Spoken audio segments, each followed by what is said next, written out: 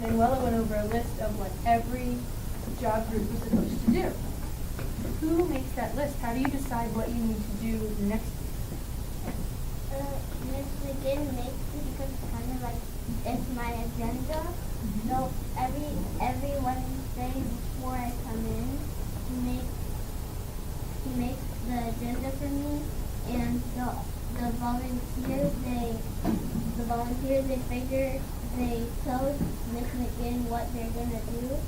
So she writes it in, and she gives it to me so that I can now teach them. I have kind of a big question. How is your learning this year different from your learning in school last year? Well, this year we can do opera and like all the other classes, they don't get to do what we're doing, and we learn different things from them, so we can teach them what we learn. You want to add to that? Got some add-on stuff? Last year, in the past year, the teachers, they don't make it clear what they're teaching, because they don't wait for everyone to catch up to learn something new, because then all the people who need to work on something else have so much to take in, and they won't get to stop and think about what they're learning.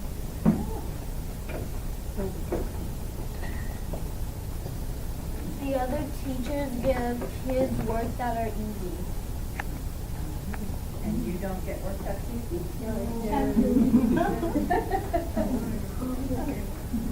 And like what Ryan said, it's almost like teaching by the book.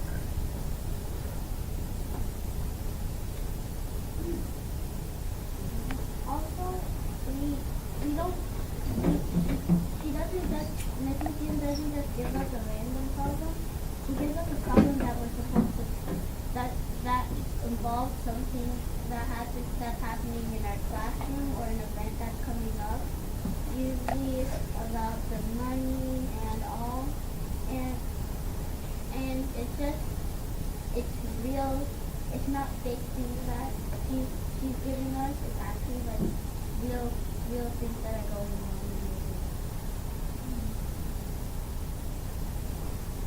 I would like to throw out this to anybody, but I was wondering if you could talk about what your job is and how your job affects somebody else in the company.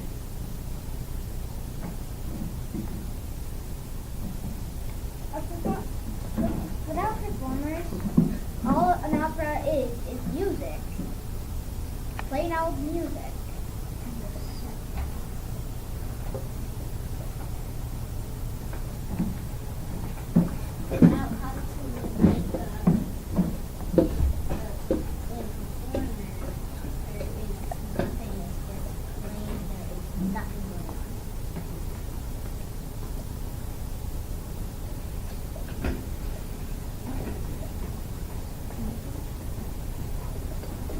Without the performers, everything on stage would be nothing.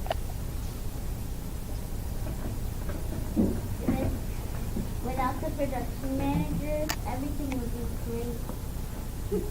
I believe it. Maybe somebody could help with the hands down that way. Without the public relations, people wouldn't know about our opera.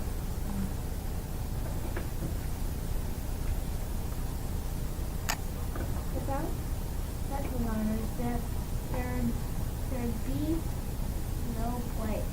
It'd be in the middle of nowhere. If there weren't performers, there won't be costume and makeup and other jobs that help performers like writers, costume and makeup. Without all those other jobs, performers won't get what they need. And without performers, there's no reason to have all those other jobs. Without promoters, the opera we just plain and silent, only the people talking. And like when that something happens, we might get all like start to like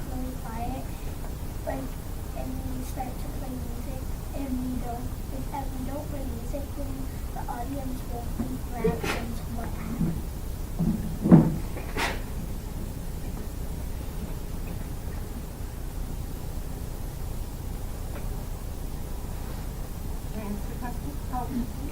Go ahead, you can go ahead. Without performers getting helped out by other jobs, or without them helping themselves, then there wouldn't be an opera, and then the rehearsals for next month will be canceled. So, what's the most challenging thing about being in an opera company?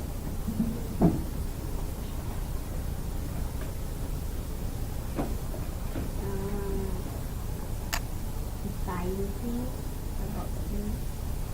Why is that challenging?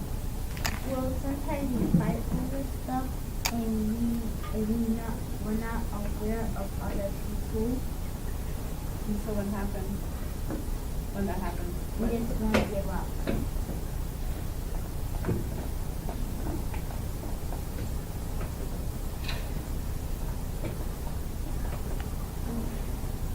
For me, the challenging thing about the opera company is the teamwork. Why is that challenging for you? Because sometimes you have a plan and you want to share it with the people, and then there's another person who has another plan that's different than yours, and you just want to do it at the same time, and then you have to find different times to do yours and then the other person. What's challenging is like we want to get, sometimes like if we when we're in a job group sometimes we argue or do something which we aren't supposed to do. And then what happens? And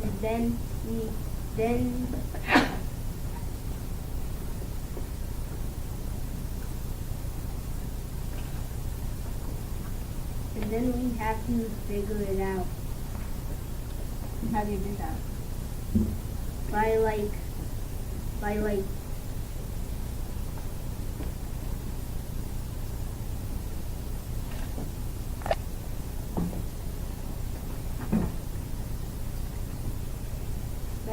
working first by like say if we ever want to share something we either take turns or if something if we won't do what you're supposed to do we won't have the opera.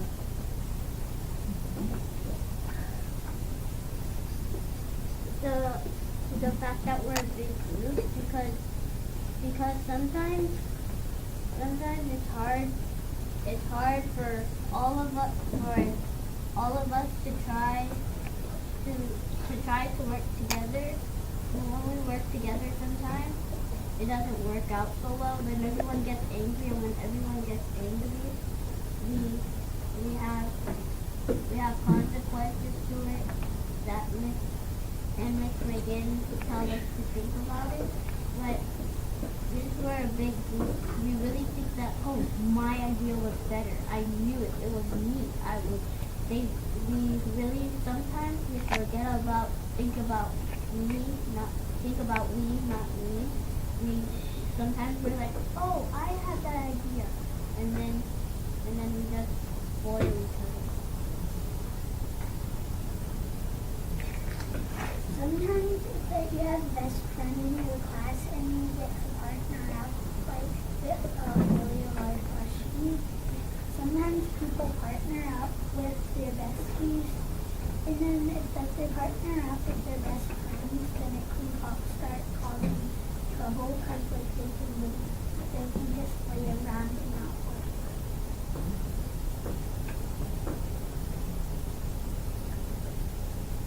The way that when a teacher isn't in the class where the performers are, sometimes we just start playing around, and then sometimes I feel like I'm the only one who has to settle things in the room. You know, I have a question. You folks were saying how teamwork is challenging, but those of us who visited today, we were really impressed by your teamwork. We thought you guys were doing a great job working together. And what I'm wondering is, what did you do to develop your sense of teamwork? How did you get to be so good at working together? Because many of us, many of us, we started school when we were in kindergarten, then we developed friends, and then when we came into other grades, then we started working together a lot because we know each other well.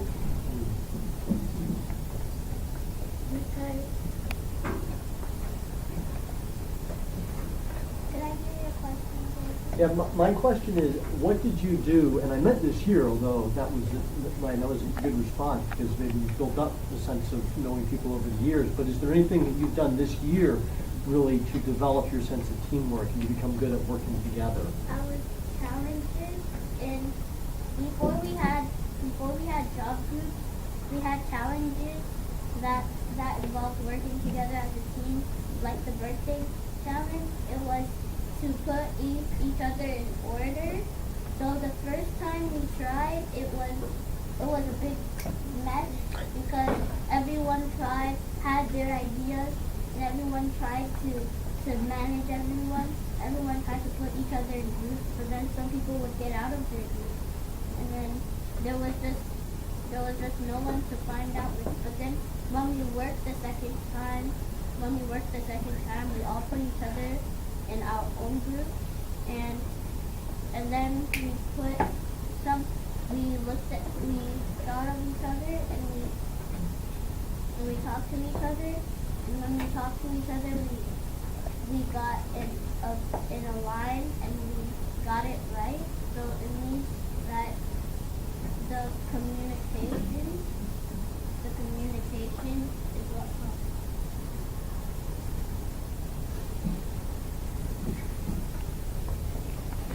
So in the beginning of the year, you must have found out that 3, 4, 5 of your friends are in the same class as you, but you haven't hung out with them for a long time.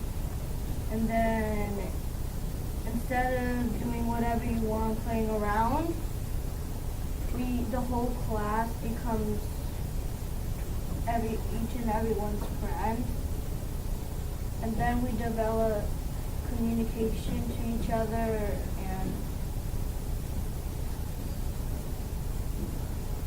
then it's not a complete chaos like in the birthday challenge when everyone is not. Well, like Ryan said, if that you first,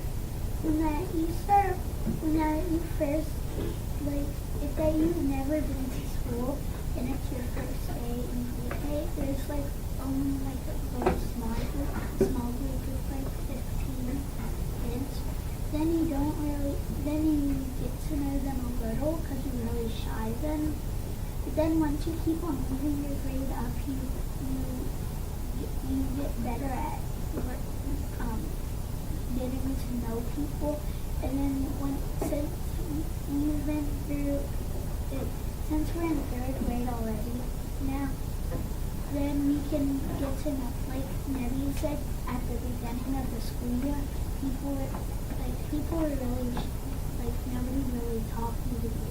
And, but then like, the week after, everybody was like, oh me, I know that, I already know that, that's smart, I already know that, that's easy. But then, like, one day we did this challenge, but we had to yell to count to 10. If that somebody says the same number, you have to start all over from 0 to 10. And then I was like, that's easy. So I had to write